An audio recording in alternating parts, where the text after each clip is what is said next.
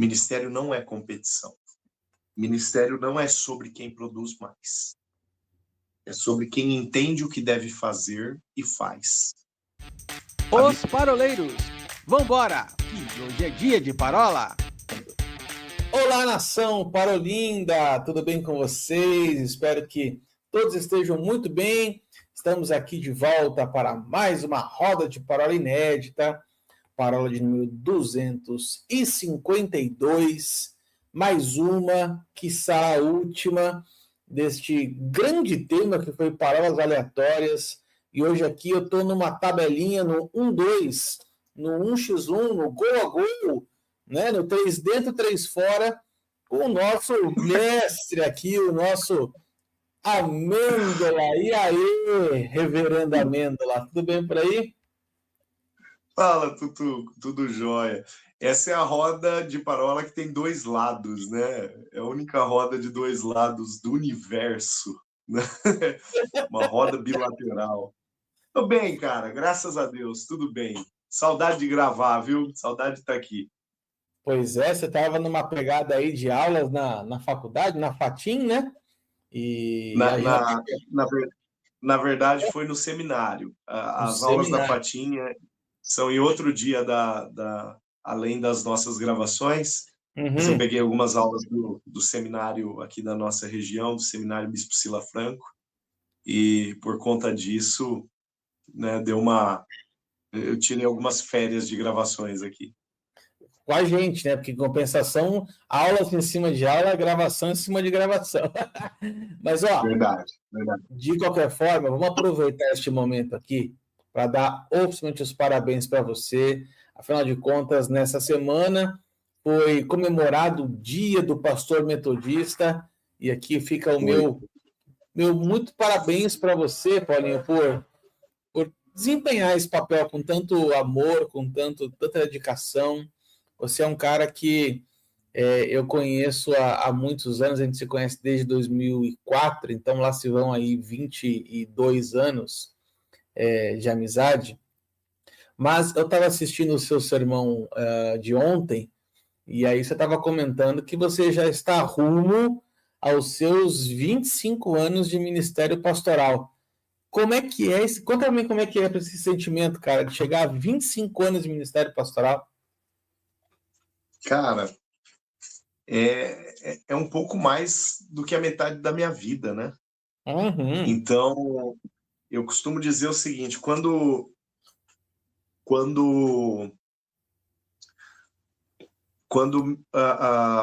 a minha idade de casamento, né, quando o meu tempo de casado se tornou metade da minha vida, eu falei para a Flávia, agora nós chegamos no ponto sem retorno. Na verdade, o ponto sem retorno foi o altar, né? Mas falando de uma forma, né, em forma de brincadeira com ela, falei assim, eu já não consigo mais viver sem você. O ministério é a mesma coisa, cara. O ministério é a mesma coisa. É um ponto sem retorno, sabe? É uma jornada, uma caminhada de mais de meia vida, que embora eu tenha tido uma vida no mundo corporativo antes, até mesmo durante o ministério, né?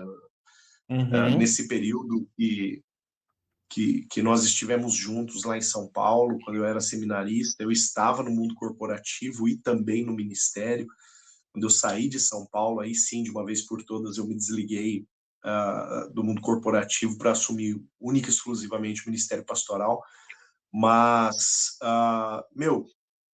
é um ponto sem retorno, né? Eu não sei viver sem a igreja, eu sou um zelador da noiva, né? Alguém que está preparando a noiva para apresentá-la ao cordeiro, e não existe outra coisa que eu saiba e que eu deseje fazer, senão preparar a noiva para o meu Senhor. Então, e assim, Arthur, eu sei que nem é o nosso assunto, né, mas eu defino o ministério como Hebreus 5:4 define, né? Em Hebreus 5:4 a palavra fala acerca da honra do sacerdócio. né? Ninguém toma para si esta honra, senão aqueles que são da linhagem de Arão, é o que o texto bíblico fala lá em Hebreus 5:4. E eu tenho para mim isso, né? O ministério ele não é um peso, o ministério não é um fardo, o ministério não é um desafio, o ministério não é uma dificuldade, e eu não estou dizendo que ele não tenha todas estas coisas ou estas características, como também não é uma alegria, não é uma festa, não é uma profissão, o ministério é uma honra, conforme a palavra do Senhor. E eu tenho a honra de, às vezes, carregar um fardo, eu tenho a honra de, às vezes, enfrentar alguma dificuldade, eu tenho a honra de passar por muitas alegrias, eu tenho a honra de poder viver ótimos momentos e a honra de viver momentos difíceis com as ovelhas que o Senhor me confiou.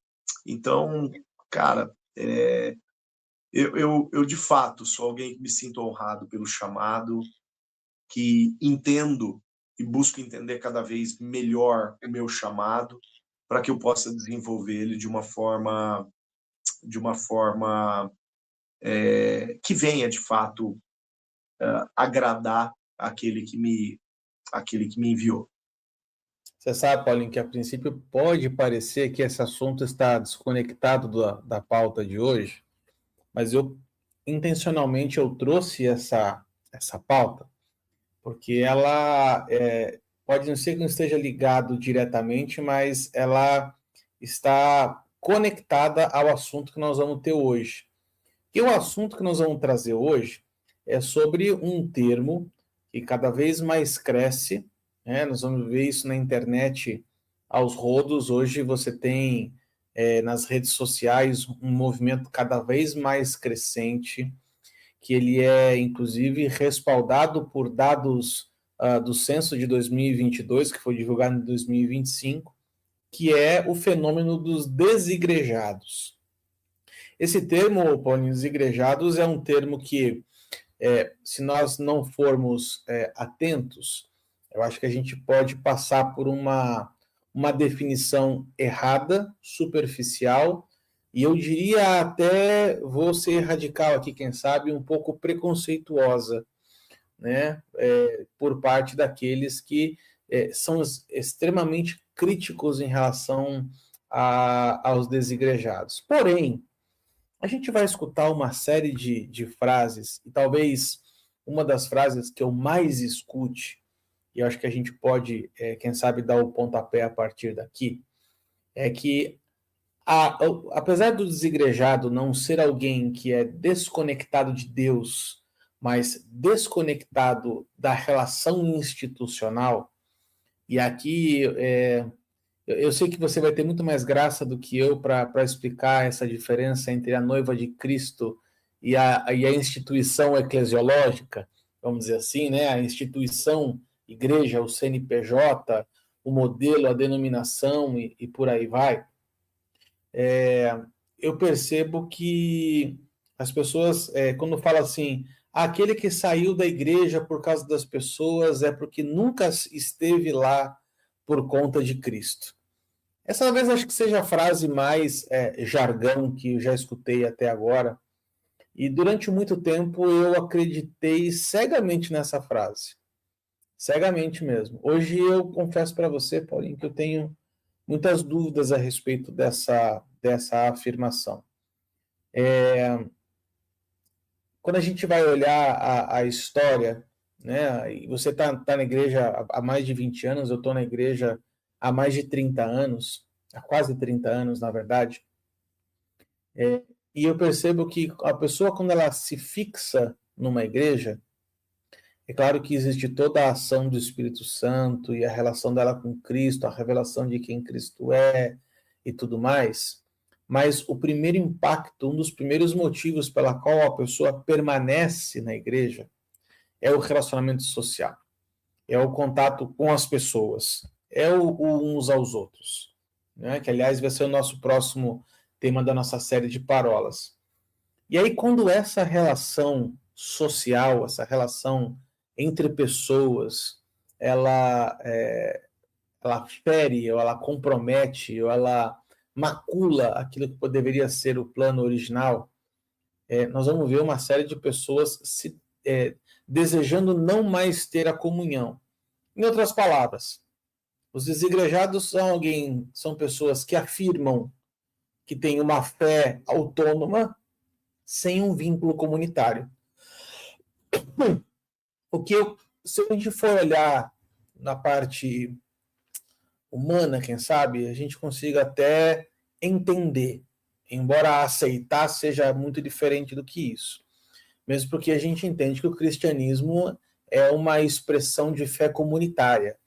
E é uma coisa que eu sempre converso aqui, né? É impossível você ser um discípulo de Cristo e andar de forma isolada. Então há um contrassenso. Mas como é que você enxerga hoje esse fenômeno dos desigrejados? Arthur, eu lido, inclusive, com pessoas que às vezes me procuram para perguntar o que a igreja que eu pastoreio tem para oferecê-las, uma vez que elas estão distantes da comunhão há tanto tempo, né? E isso, por incrível que pareça, né, a gente brinca muito aqui falando, as pessoas me param na rua, né, para perguntar isso. Por incrível que pareça, aqui em Presidente Prudente, eu estou há 12 anos aqui, esse é o meu ano número 12 aqui, não foram, sabe, não dá para contar nos dedos de uma mão, eu precisaria de outra, para falar de pessoas que vieram em um culto ou assistiram um culto na internet, marcaram um horário e vieram conversar comigo dizendo assim, eu estou desigrejado e eu gostei da igreja, fui bem recebido na igreja, mas eu gostaria de saber quais são os critérios para eu permanecer aqui. E infelizmente, da quantidade de desigrejados que me procuraram, uma minoria permaneceu. Justamente porque nós não cremos, e isso eu jogo muito limpo com as pessoas, nós não cremos em um padrão de igreja no qual as pessoas vão participar, levando em consideração reuniões, programações e outras coisas, sem que isso vise, dentre outras coisas, e principalmente o crescimento espiritual e a salvação, mas sem que isso vise, inclusive, a comunhão como meio para crescimento espiritual e para desenvolvimento da minha salvação. O ferro com ferro se afia. Ferro sozinho não se afia. O problema é que o ferro, para se afiar, o ferro para ser afiado, uma vez no contato com outro ferro, vai sair faísca, vai esquentar, vai perder pedaço. O relacionamento é um relacionamento de atrito. A comunhão é um ambiente de atrito. E se nós não estamos preparados para entender isso, nós não estamos preparados para viver comunhão. Ela tanto é um ambiente de atrito que o primeiro lugar de comunhão, o primeiro ambiente de comunhão que nós temos é a nossa casa. O núcleo mais primitivo de comunhão que existe se chama casamento. Os dois primeiros seres humanos que Deus colocou nesta terra, Deus estabeleceu o casamento como o meio mais primitivo de comunhão. E Deus fala para Adão, vou te dar uma companheira que te seja adversária, que te seja contrária, que olhe as coisas através de um outro contraponto, né? Que tenha um outro ponto de vista. Eu costumo dizer que nós homens somos cartesianos, nós somos exatos no sentido de lógica, de pensamento. E as mulheres, elas têm um viés emocional, que nós precisávamos, mas não é da nossa natureza. E Deus nos completou com elas. E a nossa lógica completa a emoção delas. Agora, são dois pontos de vista extremamente divergentes. Quando você coloca um pensamento cartesiano e um pensamento emocionado na mesa, cara, até você encaixar estas duas peças é uma arte muito grande. Arestas vão precisar ser aparadas de ambos os lados para que dê encaixe. Mas quando dá encaixe, a ideia perfeita, completa, se modelou. Agora, o aparar das arestas, o ferro afiando o ferro, a comunhão acontecendo, é atrito, atrito, atrito, atrito, atrito. E se nós não sabemos gerenciar os atritos da comunhão, a gente vai achar que nós estamos sendo tolhidos, que a gente não vale nada, que a nossa opinião não vale nada, como se a nossa opinião ou a nossa forma de pensar, ou até pior, nós mesmos fôssemos completos. A minha opinião não é completa. A minha forma de pensar não é completa. Eu não sou completo. Em João, capítulo 1, no verso 16, deixa eu só confirmar para não falar bobagem. João, capítulo 1, no verso 16. A Bíblia fala que todos nós recebemos da plenitude de Cristo. Isso mesmo, porque todos nós temos recebido da plenitude de Cristo. Eu costumo fazer a seguinte diferenciação. Eu não recebi a plenitude. Eu recebi da plenitude. A plenitude, medida completa. Da plenitude é uma fatia. Eu recebi uma fatia, você recebeu outra, o Wilsinho recebeu outra. A Priscila, sua esposa, recebeu outra. A Carol, esposa do Will, recebeu outra. A Flávia, minha esposa, recebeu outra. A Liz, sua filha, recebeu outra. O Rafa, teu filho, recebeu outro. O Gabriel, meu filho, recebeu outro. A Alice, minha filha, recebeu outra. E no corpo, quando nós estamos juntos, a fatia de cada um colocada na mesa completa a plenitude. Mas a plenitude não está em mim. Eu faço parte dela quando eu estou junto com outros. Isso significa que quando eu estou sozinho, no exercício do meu ministério, na minha jornada, com os meus dons, com as minhas aptidões, eu estou incompleto. Ontem, no dia do pastor, no culto do dia do pastor, você assistiu, né, Arthur? A minha liderança fez uma brincadeira muito legal. Foi muito emocionante. Essa turma me marcou de uma forma maravilhosa ontem. E tá na internet isso, quem quiser dar uma olhada depois, veja lá. Eles representaram os seus ministérios, as suas células, por bexigas. E o primeiro que começou isso, né, o Rodrigo é um engraçadinho, o Rodrigo é uma figura, eu amo aquele cara. O Rodrigo, ele tá comigo, sabe, lado a lado, desde quando eu cheguei aqui. Ele falou, pastor, eu tô representando o ministério tal, uma bexiga na mão. Ele falou, tô te entregando esse ministério. E ele me deu a bexiga. Aí ele falou, só que tem mais gente que vai entregar o ministério. Aí eu olhei assim para a igreja, já tava fila de todos os meus líderes, cada um com a bexiga na mão. Eu falei, ai, cara, o que essa turma tá inventando? Eu sabia que era, né? Porque é uma turma que não dá para trás. Aí, ó, tá aqui o líder da intercessão, pá, coloca, né, a bexiga no meu colo. Tá aqui o líder do louvor, coloca a bexiga no meu, a tesoureira, pá, o administrador da igreja, líder de célula, né, líder de encontro com Deus, e jovens, adolescentes, mulheres, homens, escola dominical, departamento infantil, tal. A turma foi me enchendo de bexiga, teve uma hora que eu não, sabe, não dava mais. E aí começou a cair, a ideia era essa mesmo, começasse a cair, né? Dentro daquela simbologia de que sozinho, cara, eu não dou conta, né? Por mais que eu queira equilibrar, ou pense que eu consiga equilibrar uma vida integral cristã funcional, pensando em fazer aquilo que o Senhor estabeleceu para ser feito. Por mais que eu tente equilibrar tudo isso, eu não vou dar conta. Loucura. Então eu preciso do corpo. Porque eu preciso de alguém que me complete naquilo que eu sou incapaz.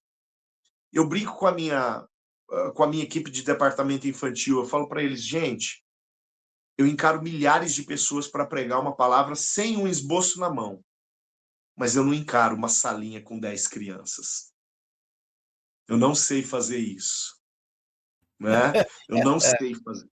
Não dou conta, cara, não é a minha pegada. E olha que a minha mãe era dona de escola infantil, professora, eu não sei, eu não dou conta, eu cresci dentro de uma escola infantil, né, de educação infantil, e não sei, não é a minha aptidão. Eu admiro a facilidade com a qual quem tem essa aptidão lida com isso. Assim como admiro a facilidade que a minha equipe de mídia lida com as questões de mídia. Né? Ontem eu vi o coordenador da mídia explicando para um da equipe da mídia, a câmera tal perdeu o IP, deixa eu te mostrar como é que recupera o IP dela. É aqui e tal e coisa, e mexe aqui. Cara, chegou na metade do negócio, eu já tinha me perdido inteiro. Chegou no final, ele falou pro garoto, entendeu? O garoto falou, tranquilo, pode deixar que quando perder, eu recupero aqui. Falei, cara, é fantástico a aptidão da turma e coisas que eu não dou conta de fazer. Isso eu estou falando, mas é o pastor da igreja falando acerca dos muitos ministérios que ele precisa de ajuda para alcançar todas as pessoas. Mas, a vida cristã é isso. A vida cristã pressupõe a necessidade de eu ser completado nas minhas debilidades. Ou eu sou perfeito, ou eu não tenho debilidades. Se eu não tenho quem puxa minha orelha em algumas áreas, se eu não tenho quem me empurra onde eu estou devagar e quem me segura onde eu estou acelerado demais, eu corro o risco de me acidentar. Se eu não tenho ferro para me afiar, e vai dar atrito, vai esquentar, vai sair faísca de vez em quando. Mas se eu não tenho ferro para me afiar, o meu corte começa a ficar cego. E à medida que o meu corte começa a ficar cego, eu começo a fazer muito mais esforço para conseguir muito menos resultado.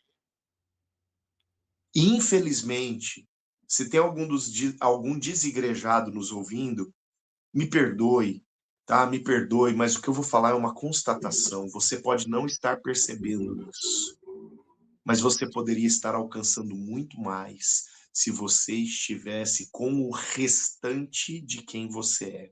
Porque você não é.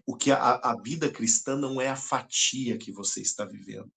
A vida cristã é a plenitude do corpo de Cristo em exercício. E eu, sozinho, sou só uma fatia da vida cristã.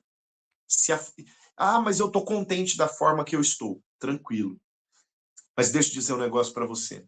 Se a fatia é boa, imagina quando todas as fatias estão ajuntadas e o todo está trabalhando. Vai ter atrito. Vai ter atrito. Vai esquentar. Vai sair faísca. Mas é para crescimento. É muito melhor do que a fatia. Muito melhor do que a fatia. Ô Paulinho, você falou uma expressão agora, eu acho que vale a pena a gente ponderar, que é a seguinte coisa, né? Nós somos fragmentos, e esses fragmentos eles se completam nos outros, eu achei isso legal. O ferro afiando ferro, eu achei também legal, a gente fala isso já falou sobre isso algumas vezes, né? O exercício dos uns aos outros é o que faz este convívio acontecer, né? Essa mágica acontecer.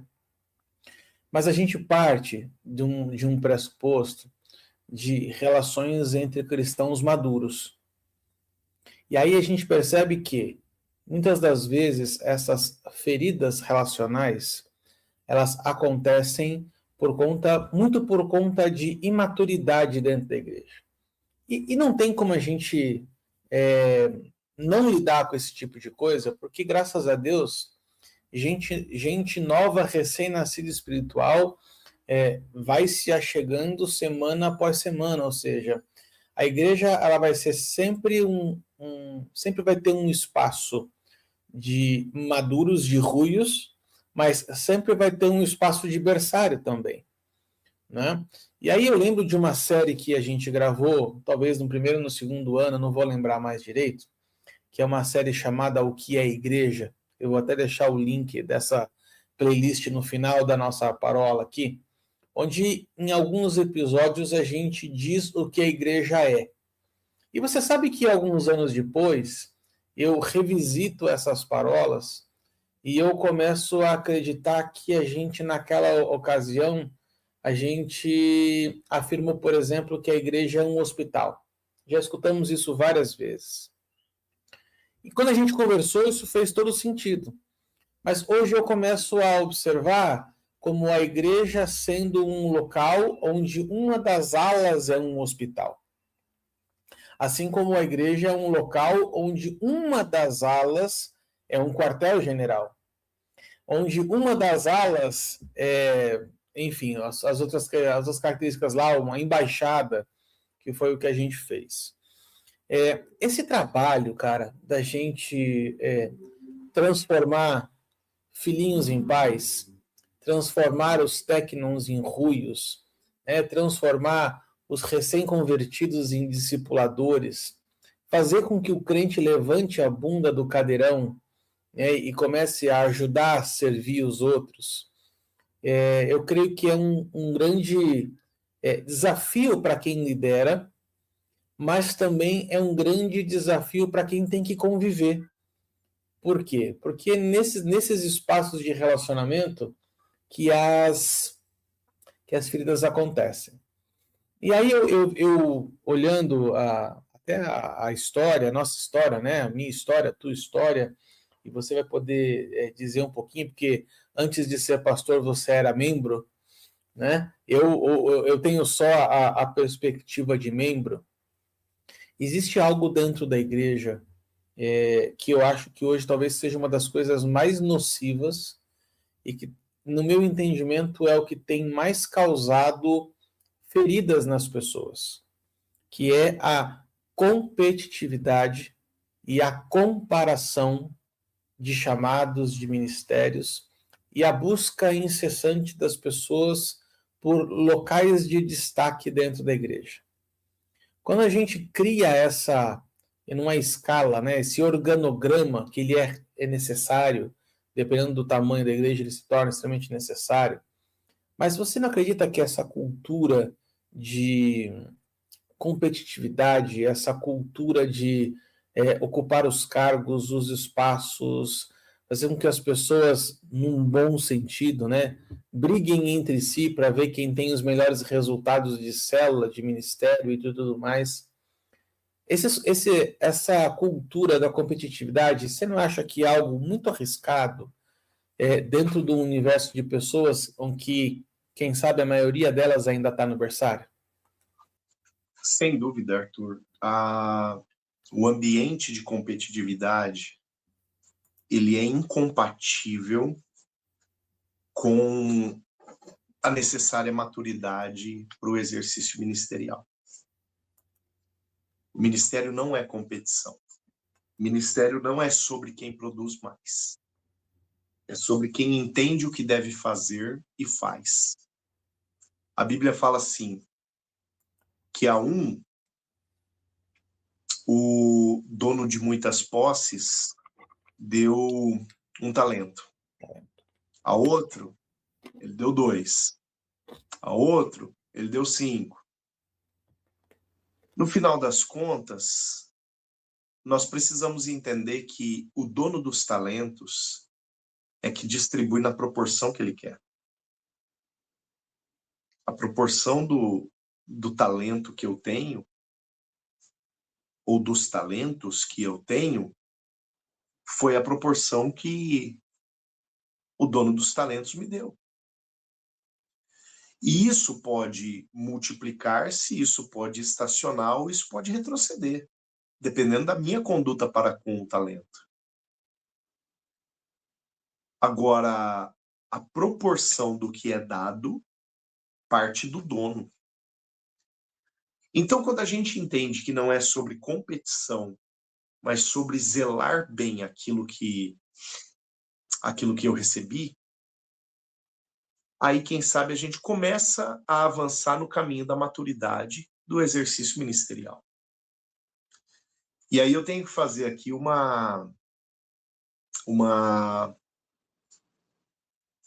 não sei se seria uma crítica, né? Não no sentido de apontar, mas no sentido de analisar de forma crítica, tá?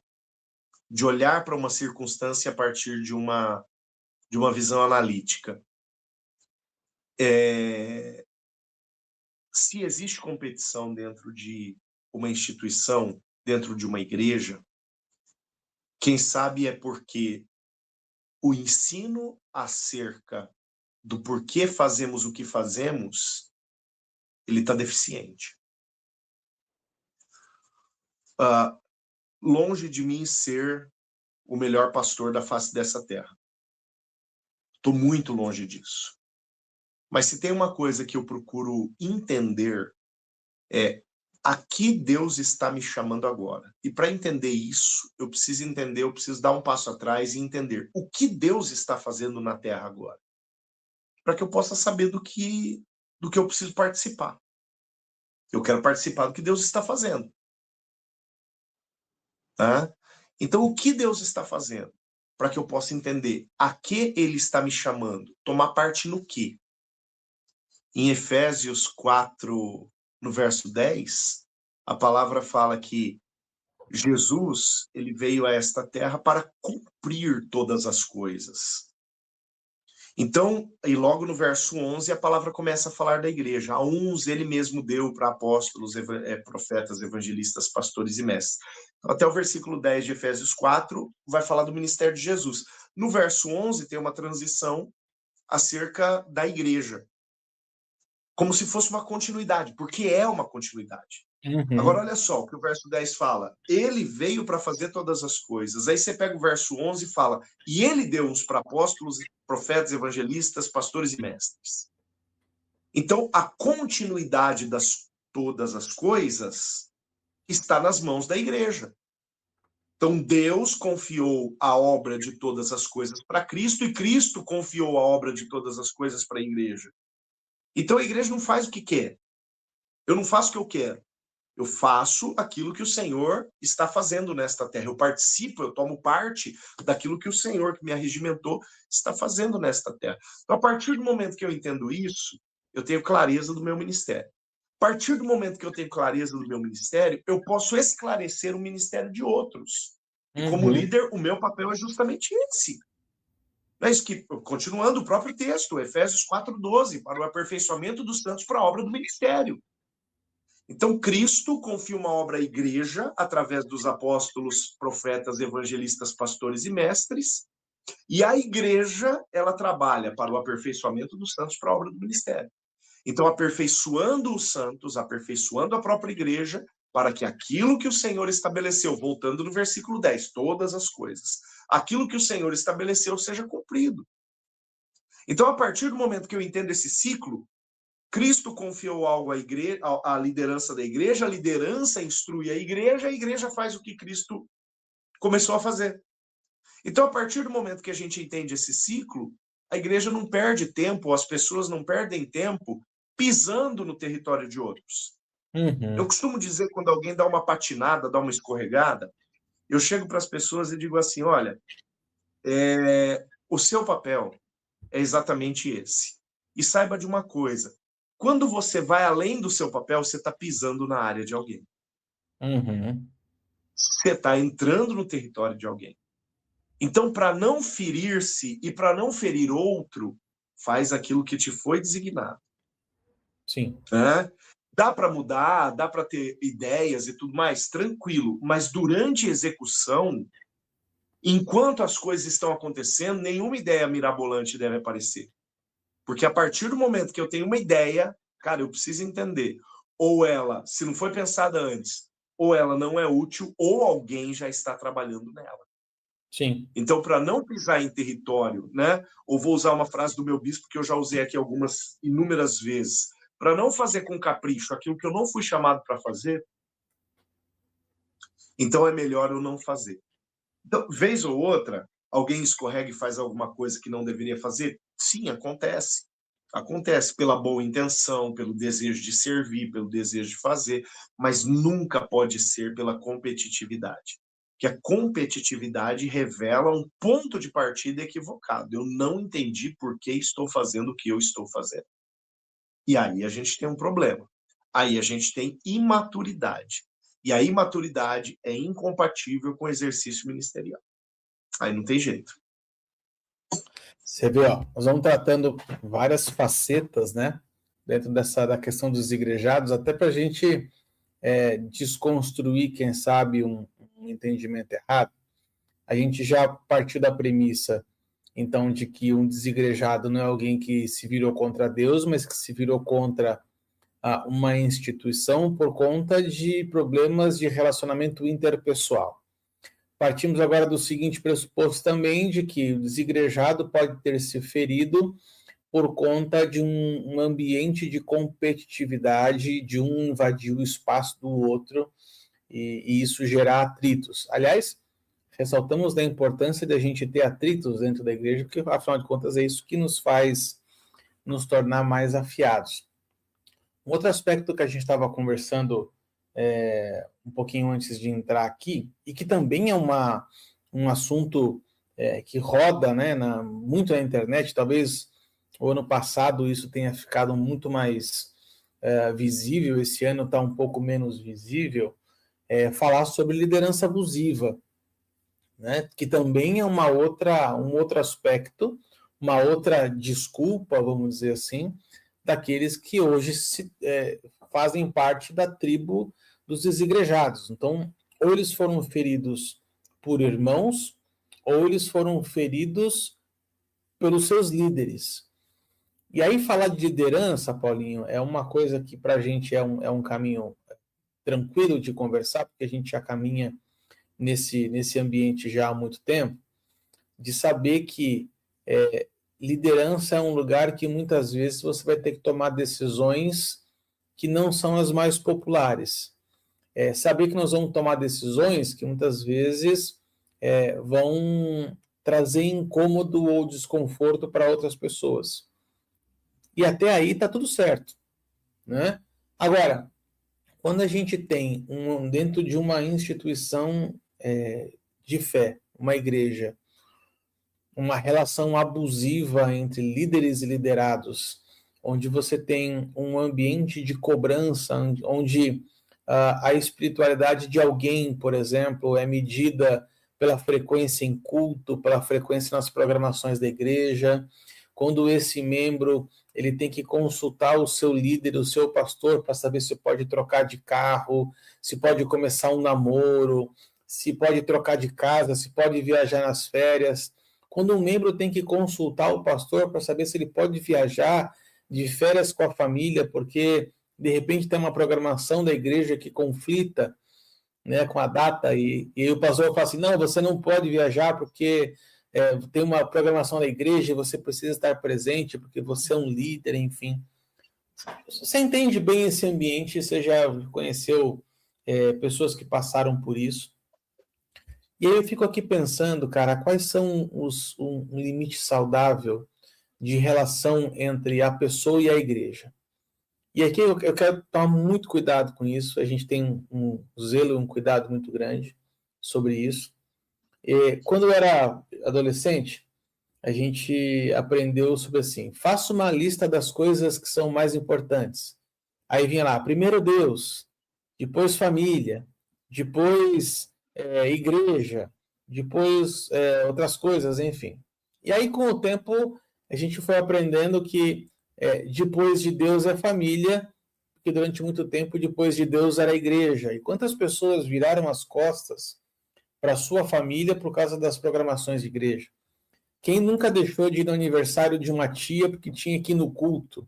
Ou quem nunca deixou de ir no aniversário de um sobrinho porque tinha uma programação especial na igreja?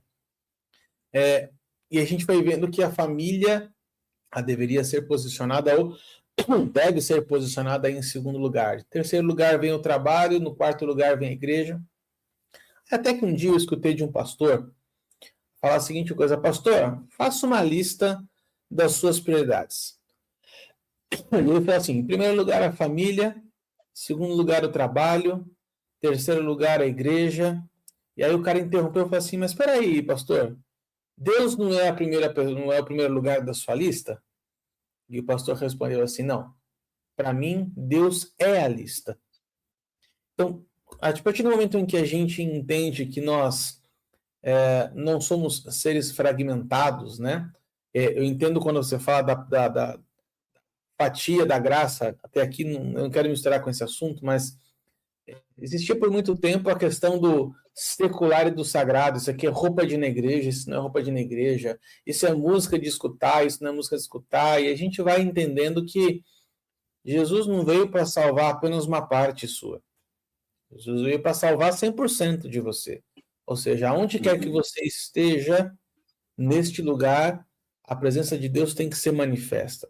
No meu trabalho, na minha escola, dentro da igreja, dentro da minha casa, numa festa de sobrinho, num batizado, onde quer que seja, você tem que manifestar a graça de Deus. Ou seja, você tem você carrega em si, aí o Wilson falou isso na última parola, né? Por onde nós formos, nós carregamos a imagem de Deus. E isso é algo que fala muito ao meu coração, porque quando a gente tem essa visão, a gente para de tentar encontrar o lugar de Deus, da igreja, da família, e entende que tudo isso está interligado. Eu, igreja, família, trabalho, e aí eu sei que existe uma linha pastoral para você trazer o equilíbrio para as pessoas. Olha, você tem que ter tempo para a família, você tem que ter tempo para o trabalho, você tem que ter tempo para a igreja, você tem que ter tempo para Deus e por aí vai. Você já trabalhou em algum momento, Paulinho, num gabinete, numa conversa assim, essa questão dos limites? Quanto tempo você já teve que corrigir um membro da tua igreja, dizendo assim, meu querido, você está há muito tempo aqui na igreja, você precisa ir para casa, ficar com a tua família um pouco? Já e algumas vezes, né? No entanto, deixa eu fazer aqui uma diferenciação. Uma liderança abusiva, ela não é abusiva por acaso. Uma liderança abusiva, ela parte de uma ignorância, seja do lado do líder, seja do lado do liderado. Eu sempre procuro olhar, Arthur, o melhor panorama, o melhor lado das pessoas. E às vezes, infelizmente, eu quebro a cara com isso, sabe? Porque tem gente ruim nesse mundo, sabe? Inclusive, E como? existem pessoas ruins e mal intencionadas até mesmo na igreja. Exceção, tá? Exceção, rara, mas existe. Mas assim, eu prefiro acreditar em muitos dos casos na ignorância. Olha só, Lucas 12:48, a palavra diz: a quem muito é dado, muito é cobrado. Eu tenho líderes na igreja, né? Eu tenho líderes que acabaram de ascender a uma condição de liderança. Em nível de informação, esses caras podem ter ótimas intenções, eles têm força, eles têm garra, eles têm desejo de servir, mas em nível de informação, em nível de conhecimento acerca de onde queremos chegar, eu não posso comparar esse cara com um líder que está comigo há 10, 11, 12 anos. Com quem me ajudou a construir algo. Não que estes de hoje, de ontem, de um ano atrás, 2 anos, 3 anos atrás, não estejam me ajudando ou participando ativamente da construção de alguma coisa.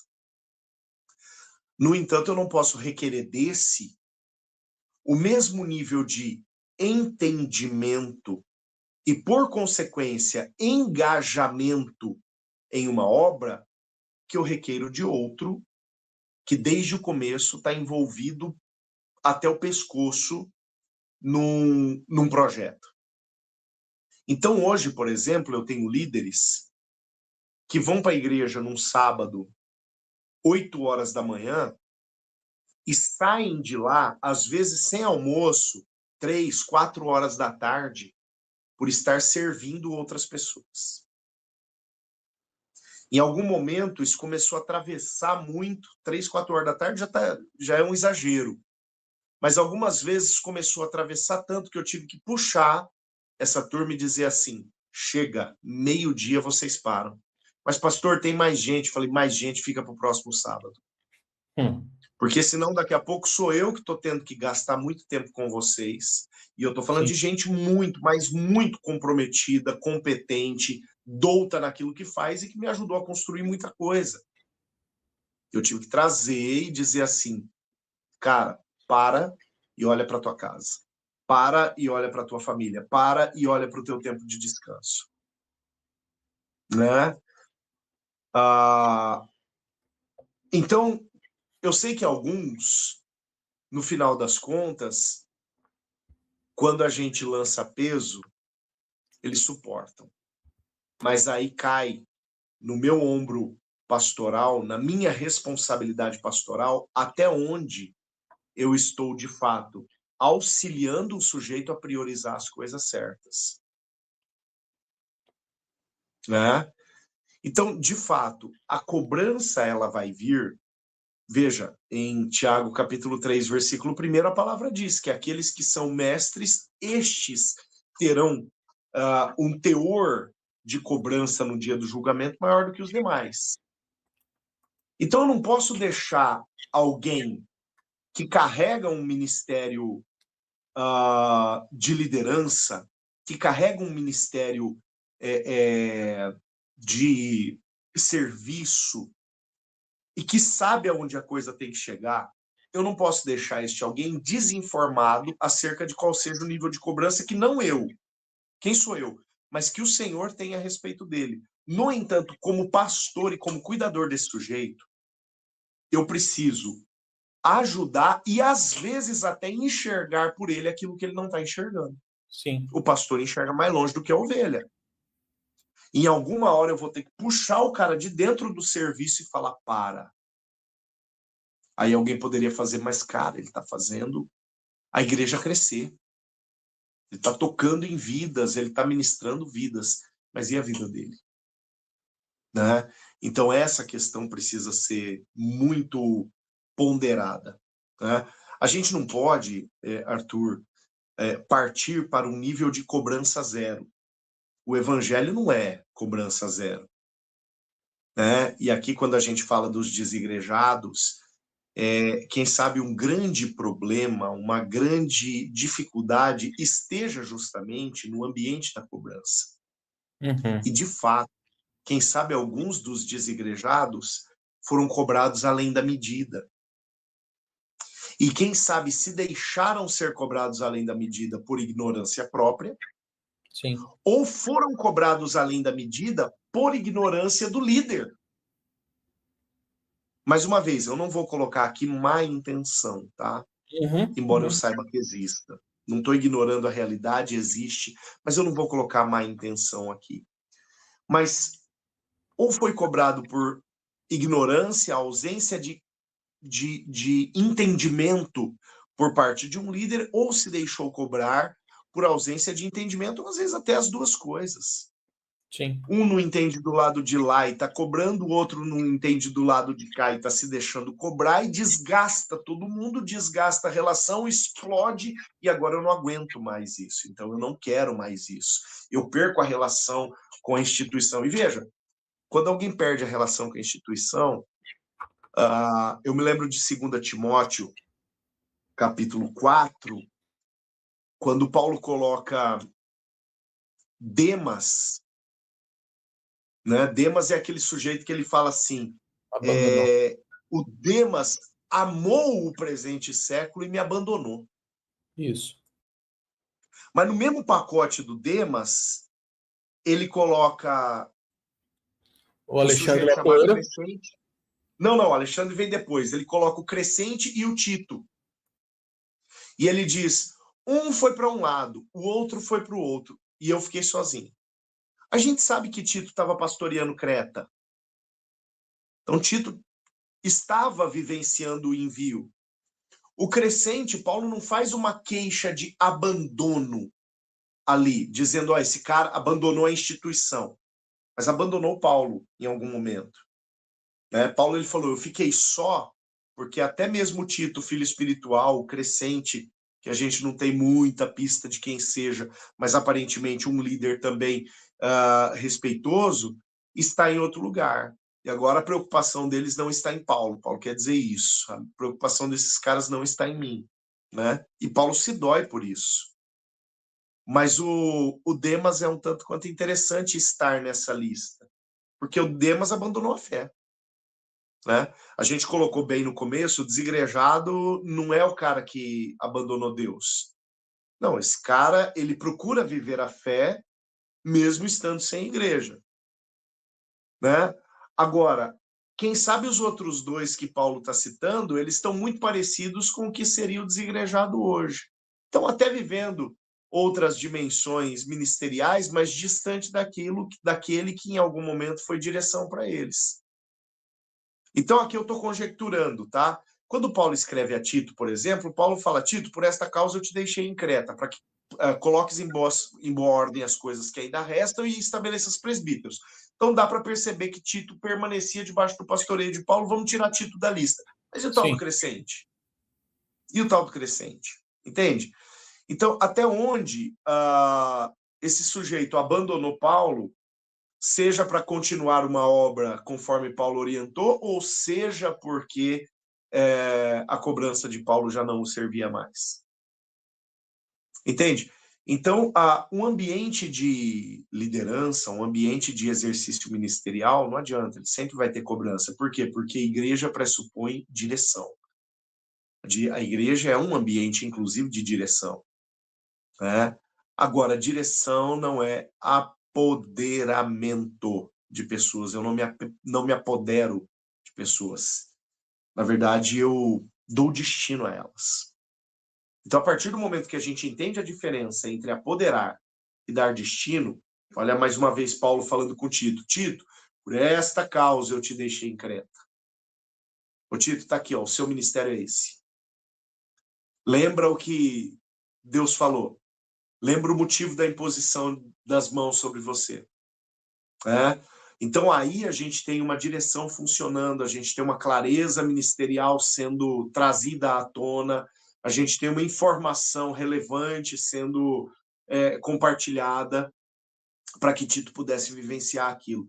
Então, a partir do momento que a gente entende essa diferença, né, de que a igreja não é dona das pessoas, mas que a igreja, sim, tem uma função de direção, de dar destino para ministérios, e ministérios são de cunho individual, aí a direção do ela vai ser bem ouvida. Até também a direção do vai ser bem ouvida. Por quê? Porque quem está consciente da sua função no que diz respeito a dar direção para outros, está também consciente de que não é dono das ovelhas, mas de que pastoreia as ovelhas para o dono. E isso faz toda a diferença. Não são os meus princípios, não são os meus valores, não é a minha preferência, não é a minha cara no negócio. Né? Mas é tornar as pessoas conscientes do que o dono do rebanho espera desse rebanho. Sabe, Paulinho, hoje eu estava assistindo... Mentira, perdão. Eu estava lendo um material e uma frase me chamou a atenção do pastor Josué Gonçalves, um nome muito reconhecido aí. E ele fez a seguinte citação, abre aspas. Quando os líderes vão embora, você reflete se você estava preparando para o seu reino ou para o reino de Deus. E aí isso, cara, me fez parar por um tempo assim e refletir sobre isso, né? O quanto de repente algumas igrejas elas tendo até muito boa intenção, né? E claro, corroborando com a expansão do reino de Deus, acabam criando reinos próprios para si mesmos e usando as pessoas para o crescimento do seu próprio projeto de vida, seu próprio projeto de expansão. Mas enquanto você falava, Me veio o nome aqui de dois, né? O primeiro que eu citei foi Alexandre, e o segundo que me veio à mente foi Diótrefes, né? Eu sei que não é um nome comum para vir à mente das pessoas, e eu confesso que o nome dele não me veio, mas a história, sim, aí eu vim pesquisar aqui e rememorar, tá lá na carta de João, quando João fala, olha, Diótrefes, ele queria a primazia dentro da igreja e por muitas vezes não me deixou ir aí com vocês, tal. E personagens como esse, tanto de Diótrefes como de Alexandre, entram nessa classificação que você usou dos mal intencionados, vamos dizer assim, né? A gente não quer dar uma ênfase muito grande nisso hoje, mas entender que desde a época bíblica pessoas como essa já existiam, não é uma novidade dos tempos de hoje. E eu queria trazer para a gente fechar essa parola, Paulinho, que a gente já está com o nosso horário avançado, um último aspecto, e é um aspecto que toca a mim e a você, porque a gente lida diretamente com grupos pequenos, grupos familiares, dentro de um contexto de uma igreja maior. E o que me chama a atenção, cara, é a quantidade de pessoas que frequentam a igreja, mas que não querem participar de um grupo pequeno. São pessoas que querem frequentar, que querem se sentir, de certa forma, parte de alguma coisa, que querem se servir daquilo que a igreja oferece, mas elas não querem o compromisso de se permitir serem tocadas por outras pessoas. E aí eu vejo isso assim, eu não tiro da minha cabeça isso, né? A gente faz aqui, às vezes, algumas pesquisas e eu recebo número de telefone de pessoas que visitam a igreja semanalmente para a gente entrar em contato, convidar para a célula e tal. E a resposta das pessoas, na maioria das vezes, é assim: ah, não, eu não quero esse tipo de compromisso, eu quero só ir no culto e voltar para casa. E aí eu quero fazer um troço malucão aqui, cara, fazer um samba do crioulo doido aqui pra gente, que é para bagunçar a mesma conversa, né? Jesus certa vez contou a história do dracma perdido. E eu começo a acreditar, Paulinho, que nós temos muitos desigrejados dentro da igreja. E qual que é a minha análise que eu faço a respeito disso? Se igreja é comunidade, e se comunidade tem a ver com relacionamentos interpessoais, aqueles que não querem relacionamentos interpessoais ou não querem comunhão e não querem viver comunidade, mas estão visitando a igreja, não é um contrassenso maluco, cara? Não é um Drácula perdido dentro da própria igreja, é isso? Não, exatamente. Lucas 15, né, que é onde está a parábola da dracma perdida, eu até abri aqui, a partir do versículo 8 até o 10. Antes do 3 até o 7, tem a parábola da ovelha perdida. E do 11, ou seja, depois, até o final do capítulo 15, até o 32, a parábola do filho pródigo. Então, olha bem, a ordem das três parábolas não é colocada por Lucas aqui por acaso. Porque são três circunstâncias diferentes: a ovelha, a dracma e o filho. A ovelha é ceguinha.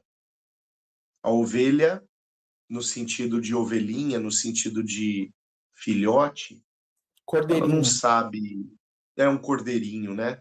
Não sabe diferenciar o que é perigoso e o que não é, o que é árvore e o que é lobo. Ela não tem essa. Então, por isso, o pastor vai buscá-la. Por isso, há um esforço para guardar 99 e sair buscando aquela que é, de fato, indefesa. Aquela que não tem nenhuma espécie de anticorpos espiritual. Essa é a ovelhinha. A gente poderia classificar a ovelhinha como recém-convertido ou aquele que nem se converteu ainda, está em fase de conversão. Conduta para com este, vai buscar. Esse eu corro atrás. A dracma, segundo a parábola, está perdida dentro da casa. É o crente perdido dentro da igreja. É o cara que tem um ministério, mas o ministério está numa gaveta. É o sujeito que tem um chamado, mas não está trabalhando neste chamado. É o cara que ouve dizer, Deus está fazendo alguma coisa e nós estamos nos envolvendo com o que Deus está fazendo. Mas o bonitão está lá, de braço cruzado, vendo a brisa passar. Telespectador. Sabe? Um mero espectador. Está perdido dentro da casa. E a terceira parábola, só para não comentar, eu vou voltar na segunda, só para não deixar de comentar, né? Eu vou voltar na segunda, porque ela é o assunto.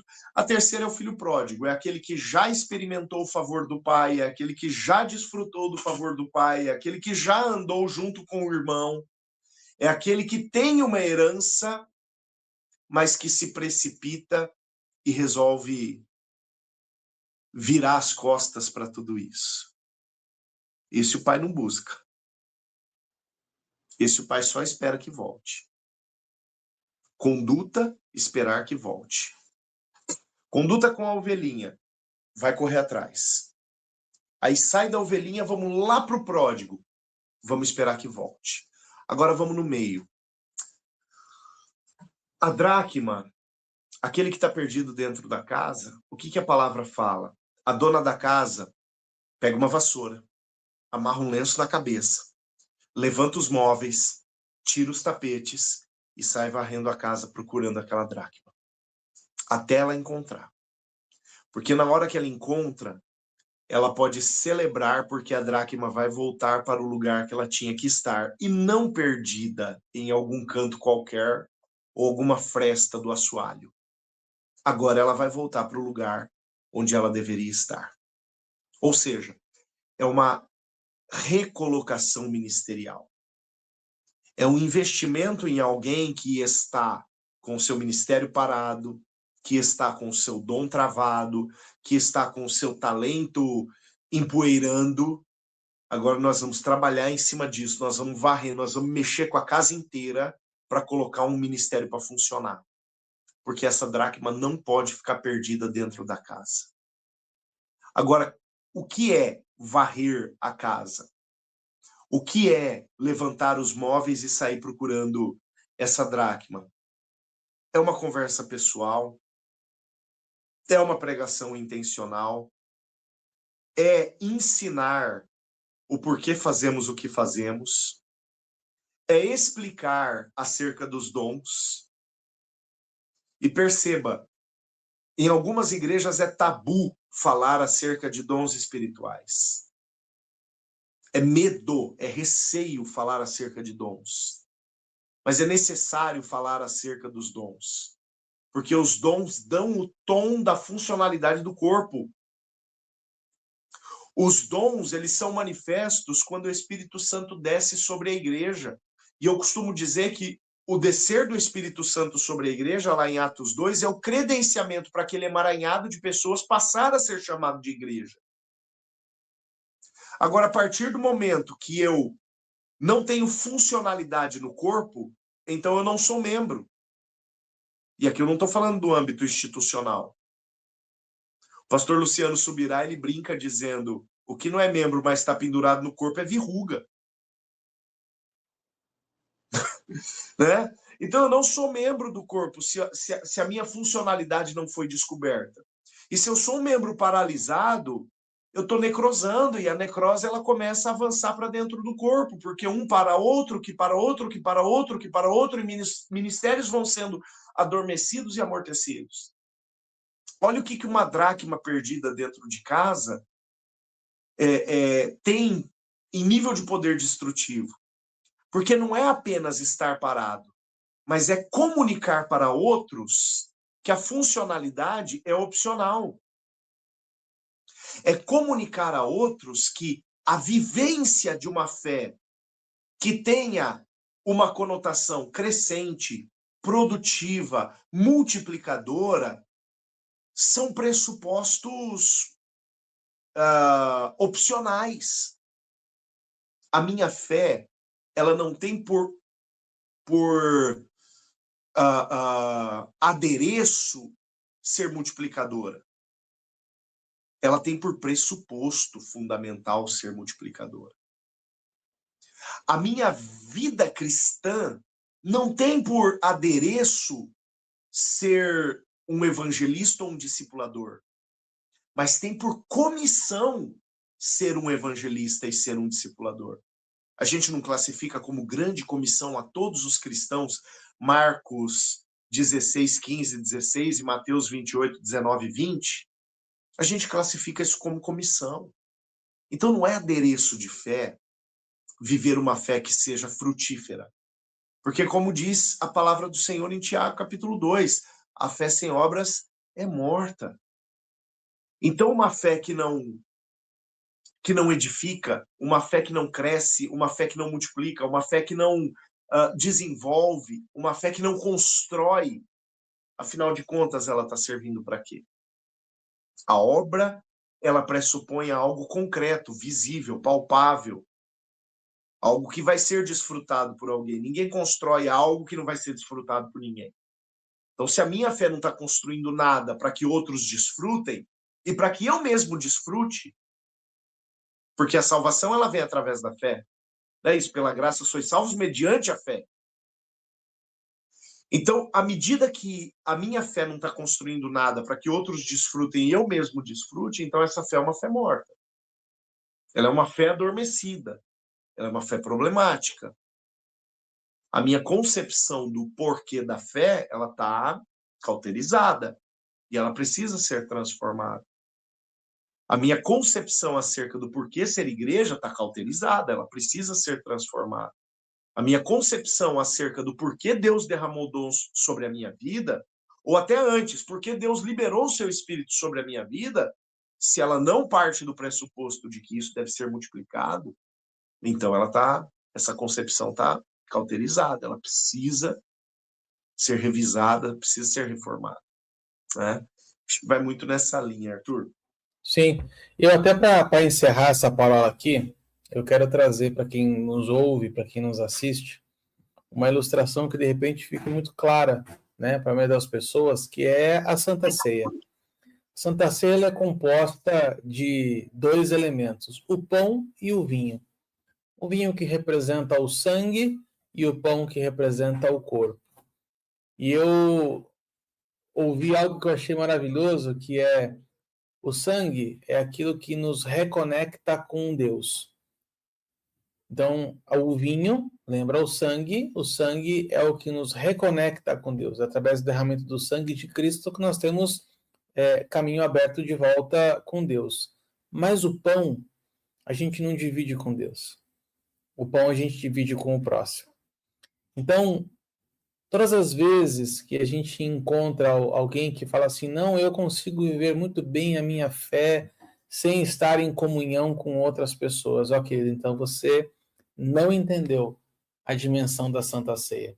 Santa Ceia que é o maior símbolo, né, do cristianismo. É entender que uma parte da ceia nos reconecta com Deus, mas a outra parte nos reconecta com os nossos irmãos. E que se sem essas duas dimensionalidades, então a gente não vive um cristianismo completo. Vive, quem sabe, um sabor cristianismo, né? Sabor cristianismo. Então, Arthur, deixa eu só fazer um complemento nesse seu pensamento sobre a ceia. 1 Coríntios capítulo 11 é o texto geralmente usado na maioria das igrejas de confissão protestante como o memorial que dá norte acerca do que seja a celebração da ceia. E algumas pessoas dizem assim, eu estou em pecado, por isso eu não tomo a ceia. Se você procurar a palavra pecado, ou o pecado como um impeditivo em 1 Coríntios 11, você não vai encontrar. Aqui também eu não quero dizer que qualquer pessoa em qualquer condição de pecado pode se aproximar da mesa. Né? Também não é isso. A mesa não é uma brincadeira. Sabe? Não é um pedacinho de pão e um suco qualquer. Então, mas a palavra não coloca outro impeditivo senão o discernir o corpo de Cristo, que está nos versos 29 e 30 de 1 Coríntios 11. É só ler 1 Coríntios 11, não precisa acreditar no que eu estou falando, vai ler o texto. Mas o texto coloca como impeditivo de dizer, eu sou participante do corpo, eu não posso dizer que eu sou participante se eu não entendi o corpo. E entender o corpo diz muito mais do que atributo intelectual. Diz respeito à minha posição neste corpo, porque o capítulo 11, ele vem imediatamente seguido do capítulo 12 de 1 Coríntios, no qual Paulo coloca tudo aquilo que eu falei na minha última fala. Os dons como funcionalidades do corpo. Entender o corpo é entender se eu estou funcionando neste corpo de uma forma ajustada ao caminhar do corpo. O corpo está indo numa direção, eu estou indo junto nessa direção, eu entendi o corpo porque eu entendi a direção na qual ele está indo. Então eu sou digno da mesa. Então eu posso participar dela. Então o agente impeditivo para que eu participe da mesa está cancelado, está anulado. Por quê? Porque eu entendi o corpo. Sim. Entendi tanto que eu estou envolvido. Porque é impossível eu entender o corpo e não me envolver. Impossível. Então eu entendi o corpo, estou envolvido com o corpo e posso, através da mesa, reafirmar: sou participante deste corpo. Olha a minha funcionalidade aqui, ela está ativa. Olha o meu dom aqui, eu sou membro, eu faço parte disso. Então, só esse adendo, porque você tocou nesse assunto e, de fato, ele dá todo sentido para... Não podia terminar de outra forma melhor se não tocando nesse assunto. Maravilhoso. Deus é maravilhoso, cara. O Espírito Santo faz coisas que a gente nem planeja. Aliás, mais uma parola finalizada sem roteiro. Sim. Gente, obrigado por você que esteve conosco aqui até o final, nesta parola 252.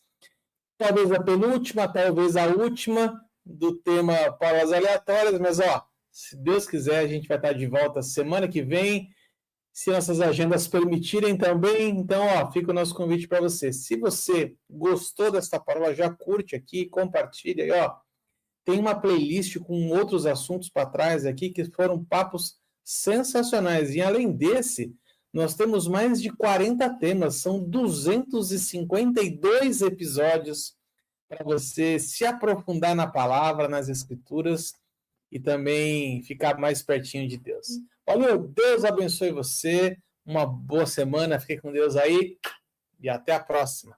Tchau, tchau.